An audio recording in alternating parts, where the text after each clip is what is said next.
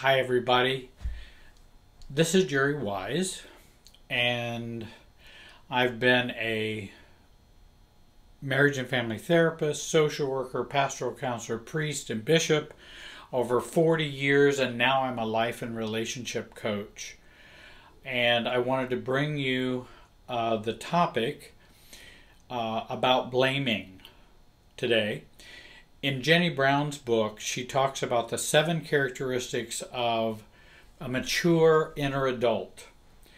And this is number 3 in the 7. I have 2 other videos on 1 and 2.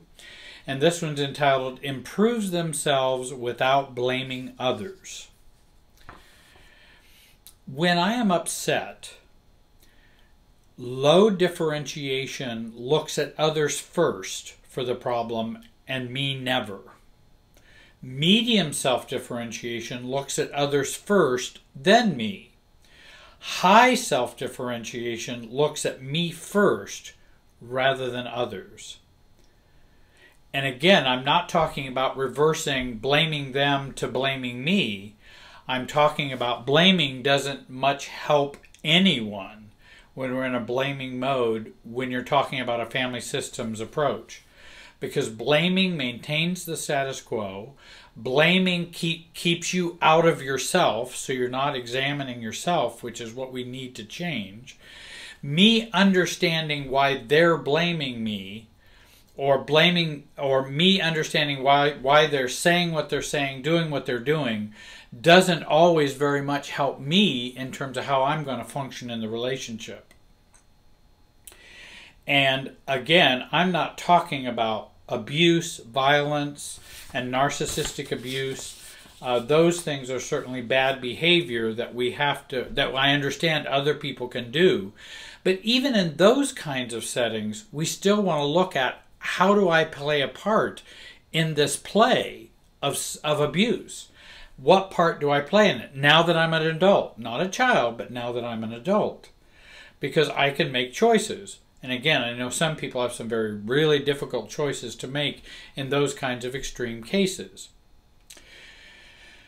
Blaming is a game we play to keep the game going. The dysfunctional game going, blaming is a part of keeping the status quo. And we will do that time and time again. It's very useless to often do that to blame. I don't see a lot of functionality or health about blaming because it doesn't take you anywhere. I understand that we need to understand other people have responsibility and I have responsibility, but blaming is not going to take you anywhere. You can ask yourself this question to kind of think outside the box. If they were not to blame, what would I do to change my functioning in this relationship? And what would I do to change my emotional functioning in this relationship? You can also ask yourself, how do I contribute to the upset? Or how does my upset contribute to the problem that I'm in? If somebody says, Jerry, you're the worst coach in the world, I can't imagine why anybody's even listening to you. That may trigger feelings of me of rejection, hurt, resentment, worthlessness, shame, but they're not making me feel those feelings. They are triggering feelings within me. And so if I understand they're triggered, then there's something I can do about those without changing them. I also can't blame them for making me have those feelings. Because I can also look at, wait a minute, if I'm more self-differentiated and more mature, I hear what they're saying. I don't believe it. It's not true. I know I'm not the worst. I may not be the best, but I'm not the worst. And they're going to say these things to me. My upsetness about it contributes to the unhealthy emotional relationship that we have. And so that upsetness that we have is something we're bringing to the relationship. Because I could just as easily go, well, I don't understand why they're telling me that. You know, I think they're just calling me a Coca-Cola. Like I've said in other videos that they're just saying, Jerry, you're a Coke. Well, that doesn't really hit me all. It doesn't trigger all those feelings because they're not making sense. How am I the worst coach in the world? Because I'm not. Obviously, they are upset about something, or they want to manipulate me in some way. They want to trigger me in some way. And that could be unconsciously. And the same happens in families.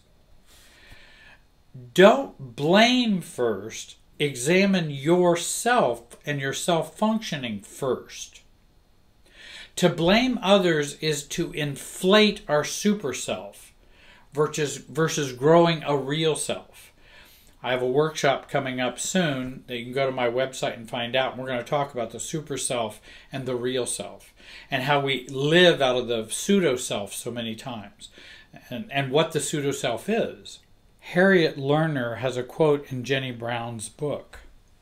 Harriet Lerner, who is also a family systems author, so is Jenny Brown. The only person we can change and control is our own self. Changing our own self can feel so threatening and difficult that it is often easier to continue an old pattern of silence, withdrawal, or ineffective fighting and blaming. Or an old pattern of feeling hurt, feeling discomfort, feeling feelings that nobody's making us feel but that are triggered within us. Most of us promote our strengths through reactivity or our power out of fear, shame, guilt, rather than looking at our immaturity in our emotional functioning. In other words, we take what others say too personally. That's your functioning in the relationship. They're not making you take it personally. If somebody comes up and says you're ugly, you can take that personally or not take it personally. That's up to you. That's not them making you take it that way. Somebody comes up and says I'm ugly, I'm going to be real confused. Like, what does it matter? And that, I'm not the ugliest guy in the world. And I don't know why it's even important. So I don't have to take it personally. I've talked many times about observing, not absorbing. That we want to absorb, or we want to observe what people are saying, not absorb it. That's taking it personally. That's our functioning in the relationship. And that we can control and change and work on. I may not be able to control whether they call me the worst coach in the world, but I can work on why does it have to matter to me what they've said. I can work on that.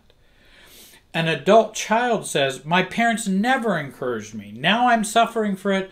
I wish I had had different parents. And you hear them saying that over and over again for years and years, and they stay stuck in that. And of course, our childhoods and our parents may not have been good. And for some, they were not good at all. And I know that. We resolve the feelings of anger, resentment, hurt, and abandonment from our childhood abuse, fears, dysfunction. Then we focus on how do I change my life regardless of my parents' faults, abuse, neglect, because I'm now the new parent. I now newly parent me. And how am I parenting me? And am I parenting me the way they parented me?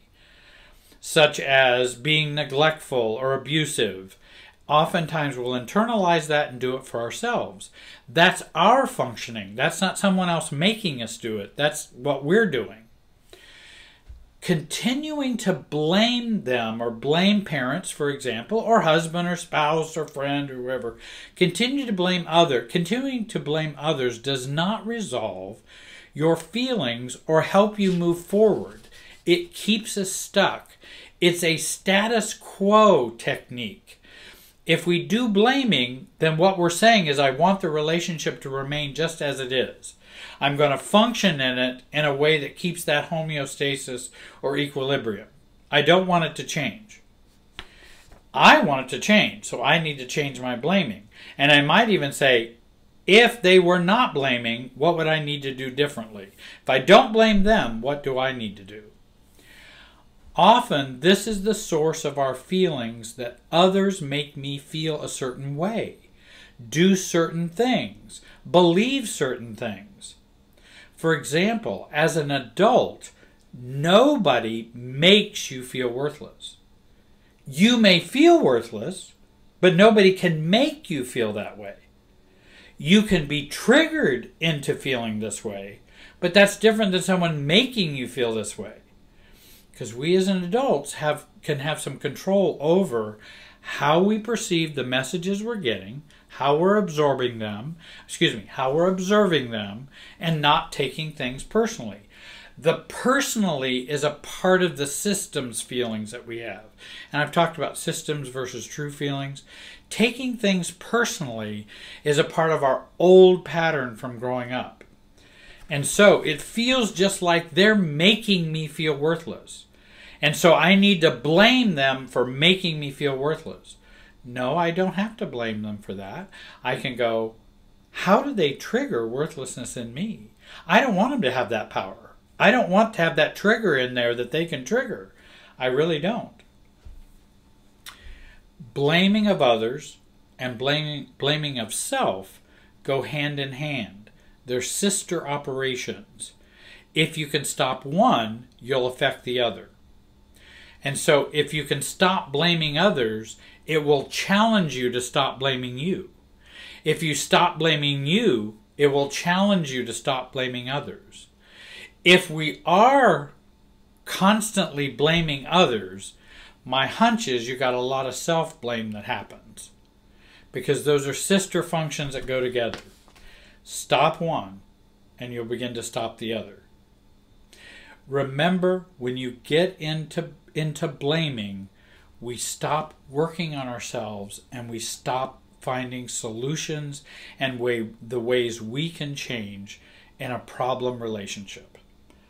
I want to thank you for watching. I hope you'll go to my website, www.jerrywiserelationshipsystems.com. I've got a workshop coming up that I really think you want to be a part of. We only have so many slots available. I hope you'll join my website also. We can send you a coupon out for the workshop. I want to thank you for watching today, and have a great day.